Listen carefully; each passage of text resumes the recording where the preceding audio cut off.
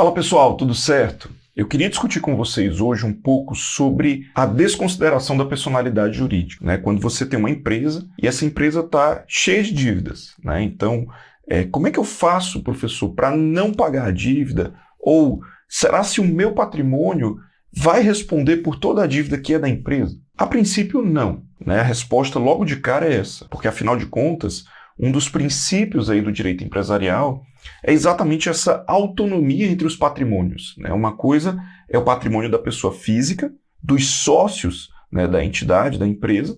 Outra coisa é o patrimônio da pessoa jurídica, patrimônio da própria empresa. E quando a gente fala nesse patrimônio, a ideia é que todas as obrigações assumidas pela empresa, assumidas pela sociedade, ficam na sociedade e são distintas, portanto, das obrigações dos sócios. Mas existe a possibilidade de o patrimônio dos sócios ser atingido por uma dívida da empresa, da sociedade. Como? É o que a gente chama de teoria da desconsideração da personalidade jurídica. Ou seja, situações pontuais, execuções pontuais que vão afastar, como eu disse, pontualmente a personalidade jurídica, atingir o patrimônio dos sócios para garantir a execução daquele determinado crédito. Vejam que depois que o patrimônio dos sócios é atingido, a empresa volta a funcionar normalmente, né? Não há uma extinção da empresa, mas só um atingimento pontual para o pagamento daquelas determinadas dívidas. E a ideia, pessoal, é que essa desconsideração ela não pode ser automática. Se a empresa não tem dinheiro, já vou no patrimônio dos sócios. Não.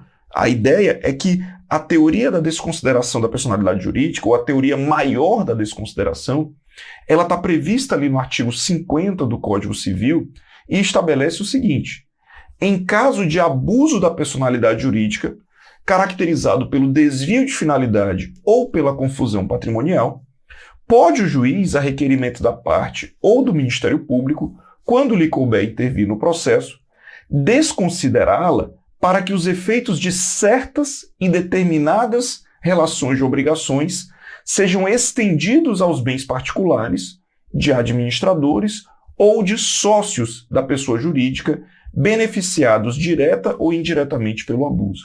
Ou seja, perceba que para que eu tenha a desconsideração da personalidade jurídica, é necessário um caminho muito grande. É necessário que se demonstre o abuso da personalidade jurídica, né, a confusão patrimonial, né, o excesso de poder, a infração da lei. Ou seja, é necessário que os sócios tenham agido com o abuso da utilização da personalidade jurídica da empresa, né, da pessoa jurídica. Então, não é automática essa desconsideração. Então veja que se sua empresa tiver em dificuldade financeira, tiver em dificuldade de pagar os seus credores, a primeira análise que você tem que fazer é o tipo de dívida. Porque se essa dívida é uma dívida de natureza civil, né, uma natureza bancária, de repente você tem que empréstimo em banco e tal, eu vou aplicar esse artigo 50 do Código Civil, né? A execução não atinge o patrimônio dos sócios. É claro que você, advogado, também tem que fazer análise se o contrato não foi assinado com uma fiança, com um aval, com uma garantia pessoal dos sócios. E aí, é claro, a dívida não vai ser executada apenas contra a empresa, mas ela já começa executada também contra os garantidores, né, contra os sócios. Então, essa é uma análise que você precisa fazer também. Mas, professor, por que na Justiça do Trabalho é tão perigoso? Ou por que na Justiça do Trabalho toda execução já bate no patrimônio dos sócios? Porque lá na Justiça do Trabalho há uma analogia com o Código de Defesa do Consumidor. E lá na Justiça do Trabalho, o que a gente vai utilizar é o artigo 28 do CDC, que, numa primeira leitura, ele parece utilizar a teoria maior da desconsideração.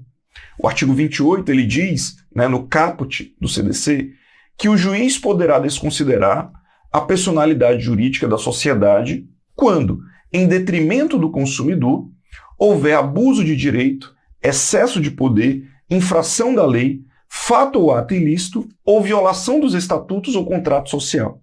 A desconsideração também será efetivada quando houver falência, estado de insolvência, encerramento ou inatividade da pessoa jurídica provocados por má administração. Então veja que também, numa primeira leitura, o caput do artigo 28 do CDC ele parece utilizar a teoria maior da desconsideração. né? Vai ser possível que o juiz desconsidere a personalidade jurídica, que o juiz atinja o patrimônio dos sócios quando houver excesso de poder, infração da lei. Veja, quando houver um abuso da personalidade jurídica, quando a pessoa jurídica foi utilizada como fins de fraude, por assim dizer. Mas o parágrafo 5º desse artigo 28, ele vem e praticamente esquece tudo o que foi dito no caput, porque ele diz: também poderá ser desconsiderada a pessoa jurídica sempre que sua personalidade for, de alguma forma, obstáculo ao ressarcimento de prejuízos causados aos consumidores. Ou seja, se a dívida é de natureza consumerista, eu vou utilizar esse parágrafo 5º do artigo 28. Bateu na conta da empresa, não tem dinheiro, bateu nos bens da empresa, não tem bens, não tem automóvel, não tem imóvel para bancar a dívida, eu posso desconsiderar a personalidade jurídica e atingir o patrimônio dos sócios. Então veja, você, advogado, que está atuando em favor de uma empresa em dificuldade, precisa fazer um mapeamento das dívidas, precisa fazer um mapeamento da natureza da dívida. Se é uma dívida consumerista, eu vou aplicar a teoria menor da desconsideração. Se é uma dívida de natureza civil, eu vou aplicar a teoria maior. E aí dificilmente essa execução atinge o patrimônio dos sócios, porque afinal de contas essa é uma dívida ou é uma prova muito difícil de ser produzida, né? Como é que eu vou produzir a prova do excesso de poder, infração à lei, abuso da personalidade jurídica? É difícil o exequente conseguir produzir. E claro, se a dívida é de natureza trabalhista, eu vou aplicar por analogia o artigo 28, parágrafo 5º do CDC, né? Já que há também uma situação de vulnerabilidade do trabalhador e eu vou poder desconsiderar a personalidade jurídica com o simples inadimplemento da dívida por parte da empresa. Mas, professor, e se a dívida for de natureza tributária? A empresa está devendo tributos na realidade. Como é que funciona essa desconsideração? Isso é um assunto para um próximo vídeo.